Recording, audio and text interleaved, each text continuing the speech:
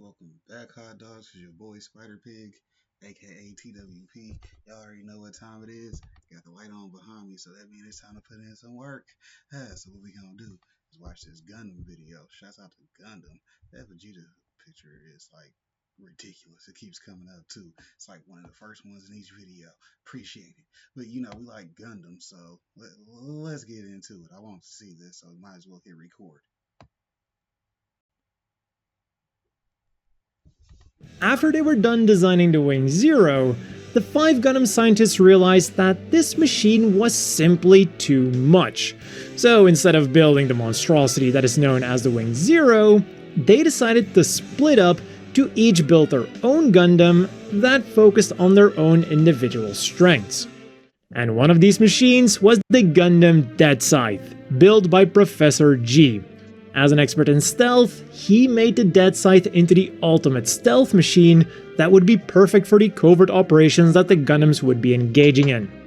The armor material that these Gundams were made out of, being the Gundanium alloy, did already have native stealth capabilities, but Professor G wanted to go even further for his ultimate work of art. Installed in the backpack were a pair of hyperjammers. These could spread special particles that would mess with both the radar and the visual sensors of enemy mobile suits, but not those of the Deathscythe itself. This made it virtually invisible and undetectable until it was far too late.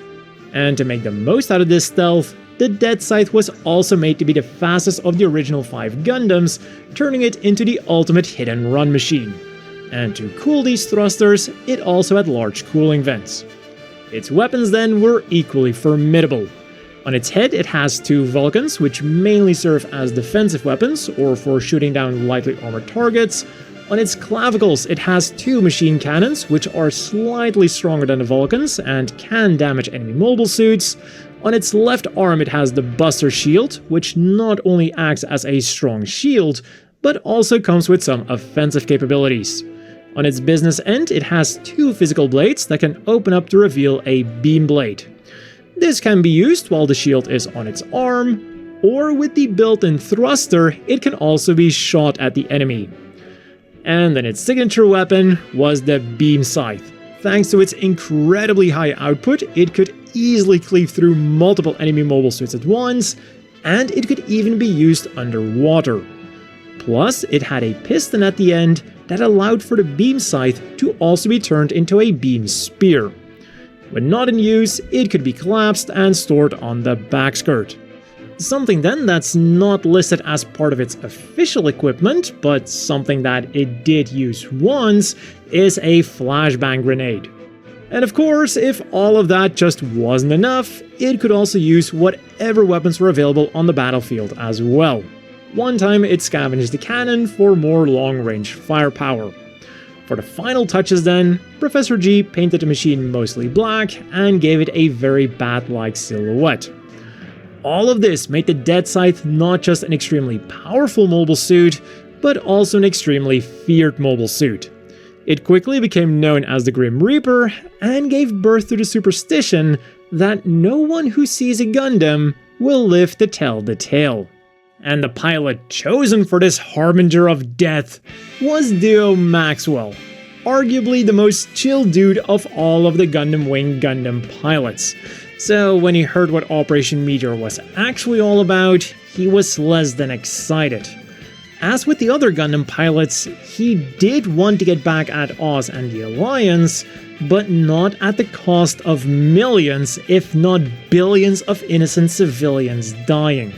So his initial plan was to destroy the Deathscythe, but unfortunately, or perhaps fortunately, this plan failed because Professor G was able to find out about Duo's little scheme before he pulled it off.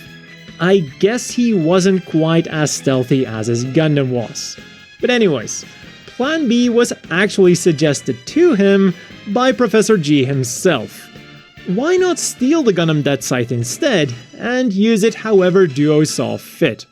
And so he would descend to Earth with the Deathscythe, beginning their fight with Oz and the Alliance. At first, everything was going well for both Duo and the other Gundam pilots, but Oz was able to turn the table. They don't on some bullshit. Just go ahead and take off with it, bro. Don't blow it up. Just go use it for whatever you want. Since they on some bullshit, show them what that's like.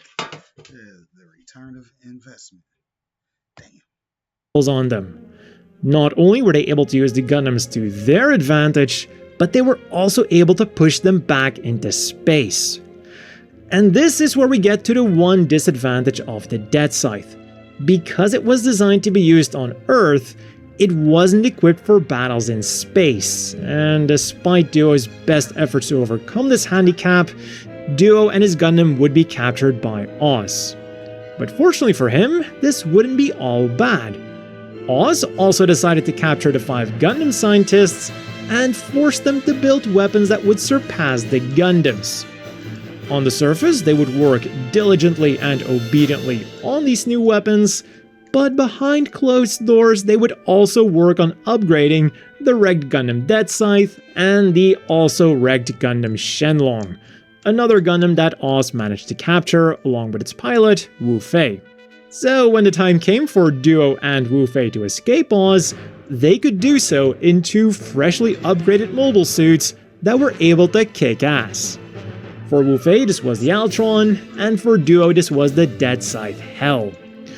This upgraded version took pretty much everything that made the standard Deathscythe so deadly and upped it to 11. And of course, also an upgraded thruster suite that made it usable for combat in space.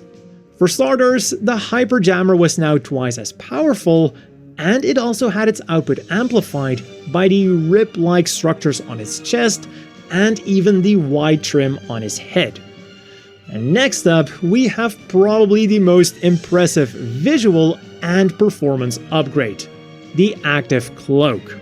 This cloak consisted of 4 armor panels that acted as the ultimate defense when closed, because not only were they treated with an anti-beam coating, but they also incorporated the Planet Defensor technology that was pioneered by the Mercurius. This allowed it to even stop a battleship-class beam cannon with ease. And on top of that, they could also make the mobile suit invisible. So combined with the Hyperjammer, the Deathscythe Hell was quite literally impossible to detect until right before the moment it decided to strike. And when the Active Cloak opened up, it could also serve various functions. In atmosphere, they could act as wings, in close combat they enhanced maneuverability, and because they were made to resemble the Devil's wings, they were also very good for psychological warfare. Their only downside was that the machine cannons had to be removed in order to install them, so really only a minor trade-off if you ask me. And with most of the other weapons, we also see some small changes, except for the head falcons, those remained the same. The Buster Shield then got an upgraded beam generator and more thrusters to increase its offensive capabilities, which then made it powerful enough to cancel out a shot of the Wing Zero's twin Buster rifle. And to scar its enemies both physically and mentally, its armor was overhauled to resemble a coffin. And finally, the normal beam scythe was upgraded to a twin beam scythe.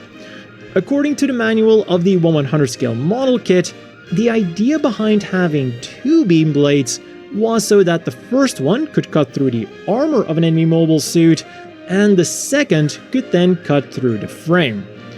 And for good measure, a thruster was added to the tip so that its slashes would hit that much harder. And what remained the same were its ability to collapse so that it could be easily stored on the back skirt, and the joints for the beam blade, so that the twin beam scythe could also double as a twin beam spear. When Duo first used this fearsome machine, it was said to only be about 70% complete, but in the following days and weeks, he would make those final adjustments to get the Deathscythe Hell completely up to speed, ready for the final battles. But the Deathscythe Hell wasn't the only planned upgrade for the standard Deathscythe. In the Gundam Wing Perfect album, we are also treated to the Gundam Crazy Beast, the Gundam Nightmare Centaur, the Gundam Dark Angel, and the Gundam Mad Tarantula. The Crazy Beast, true to its name, was probably the craziest variant of all of them. Not only did it look fearsome, but it also had the Zero system to make the most out of its various upgrades. For weapons, it came with 2 heat swords, razor-sharp claws on its feet, and weapon binders on the back that could shoot out bat-like funnels. Although they unfortunately don't specify how these bat funnels attack.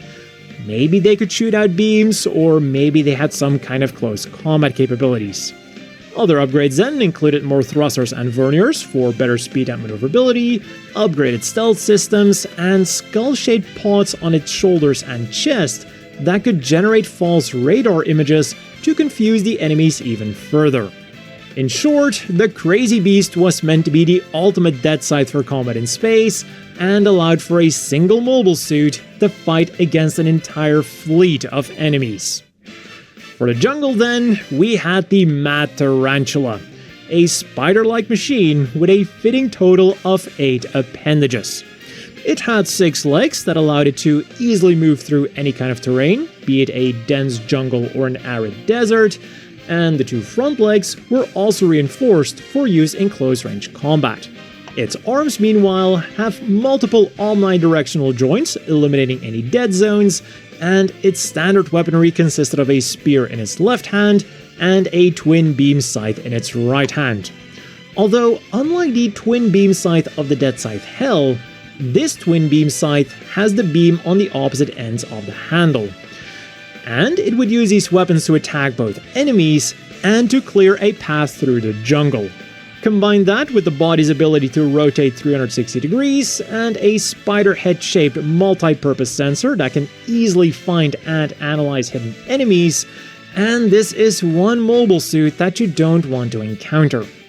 Next up then, we have the Gundam Dark Angel, a version of the Deathscythe that was designed to be the ultimate warrior of death. Essentially, it took what worked for the standard Deathscythe and improved those aspects even further. It had 4 hyperjammers that allowed it to go completely invisible on the radar, and once within visual range then, it got 3 new tricks. It had 2 skull-shaped smoke emitters on the shoulders, 2 hologram projectors on its cheeks, and it also had a powerful flash on top of its head that could blind enemies. Not only did these additions make things easy for the Dark Angel while it was taking out the enemies, but they were also a major asset for escaping. And for weapons, it came with a double-edged beam scythe that it spun around like a propeller. And finally, there was the Gundam Nightmare Centaur. Despite its name and the skull on its shield, this was actually meant as a more chivalrous version of the Deathscythe. A noble variant based on a medieval knight with a focus on mobility. It was equipped with a heat lance that can extend, and the idea was to use its powerful legs to rush the enemy, get in a single powerful strike, and repeat. And to ensure its own survival, it got a powerful shield that could withstand beam attacks, and its shoulders were strengthened. There was just one small fundamental problem though. The legs didn't work as they should. The auto balancer couldn't handle them, they were too slow, and they weren't strong enough to handle the strain of the main one-hit strategy. So as a result, this variant was never built. And interestingly enough, this is the only one of the 4 variants that explicitly says that this thing wasn't built, seemingly suggesting that the other 3 were built. But while this is all for the TV version of the Deathscythe, we of course also have another lineage, the so-called Endless Waltz versions, which were then also used in manga like Glory of the Losers and light novels like Frozen Teardrop. The story behind the standard Deathscythe and the Deathscythe Hell remains largely the same, but the designs do have some interesting changes. Starting with the normal Deathscythe, the most obvious visual difference is that the armor is more streamlined, and also a lot more spiky. The color scheme is also slightly different, with slightly more white being used. As for the weapons, it no longer has the machine cannons on the clavicles, the beam scythe no longer has the joint to transform it into a beam spear, and it can also no longer be collapsed for easy storage on the back skirt. It's now stored on the backpack instead. And the Buster Shield got completely remodeled, although its capabilities remained the same. The biggest change then is that it got some extra equipment and features. In the Glory of the Losers manga, it got the Rosette equipment, an optional backpack resembling the wings of the Wing Gundam that gave it atmospheric flight capabilities. And then in the Gundam Fixed Figuration Metal Composite figure, this Rosette equipment is given even more functionality. Here it allows the Deathscythe to transform into something known as the Raven mode. But the ability to transform isn't the only difference here. Instead of one beam scythe, it now comes with two beam scythes, which can also be combined into some kind of beam scythe Naginata hybrid, and the beam emitters once again have a joint like they did in the TV version. And instead of a single Buster Shield, it now has 3 Buster Shields. One is still mounted on the left arm, as per usual, and the other 2 are mounted on the top of the 2 beam sights, turning them into ad hoc double beam sights. For the Deathscythe Hell then, we again get quite some visual changes. Other than making the machine more grey and more streamlined, the biggest change was the active cloak. Rather than mechanical slabs of metal, it was made to be more organic, and it now resembles the wings of a bat. And the hyperjammer was also changed quite a bit. Rather than having pods on the backpack that were amplified by those rib-like structures on its chest, all of these functionalities are now combined into the white parts of the shoulder armor. And for the weapons then, the Endless Waltz version could actually be considered somewhat of a downgrade, because at its most basic, it only came with a pair of head-mounted Vulcan guns and the beam scissors. A scythe that looks identical to the beam scythe used by the standard Deathscythe, but has been made slightly stronger. And that's it. But again, in other interpretations, it did get some more oomph. First up, in the Glory of Losers manga, the beam scissors were upgunned to the twin beam scissors, and 2 Hornet Buster Shields were equipped to the side skirts.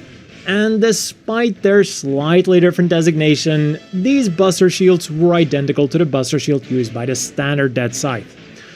The Gundam Fixed Figuration Metal Composite figure then takes all of the Glory of the Losers equipment and goes even further. It comes with the Buster Shield Hell, which combines the shield of the Wing Zero with the coffin-like Buster Shield of the Deathscythe Hell TV version. The arm guards have been upgraded to Buster Stingers, which can now generate a beam blade, and there is the Adler equipment, which are 2 smaller beam sights which can be used in a variety of combinations. There's the Flugel mode, where they are used together as a beam sight Naginata, Beak mode, where they're used together in a form that is very reminiscent of the twin beam sight used by the Deathscythe Hell TV version, and Talon mode, where they are used separately. And then as cherry on top, it can also transform into Raven mode and Raven Claw mode, because why not? Whichever version of the Deathscythe Hell you subscribe to though, their eventual fate would all be the same. After having fought valiantly in the final battles of the After Colony era, it was self-destructed along with the Heavy Arms and the Sandrock. After Colony 197, peace has returned to the people. And from this point on in history, weapons called mobile suits, including the Gundams, were never seen again. During the new conflict that arose in the Gundam Wing Frozen Teardrop light novel, which, by the way, takes place after Endless Waltz, a new variant of the Deathscythe would show up, the Gundam Warlock. Not a lot is known about it, but it was supposedly an as-of-yet unknown prototype version of the original Deathscythe. And rather than being a standard bipedal mobile suit, it was originally designed as a beast-like quadruped machine. But Professor G seemingly wasn't very happy with this and forcibly transformed it into a more humanoid machine. So it was now a transformable mobile suit with a beast mode, which was called the Fenrir mode. For weapons, it has 1 or 2 beam sights, and in Fenrir mode, it looks like it has a Buster Shield acting as the head. But that is all that we know about the mobile suit itself, because in all of its illustrations, it is covered by a special stealth cloak.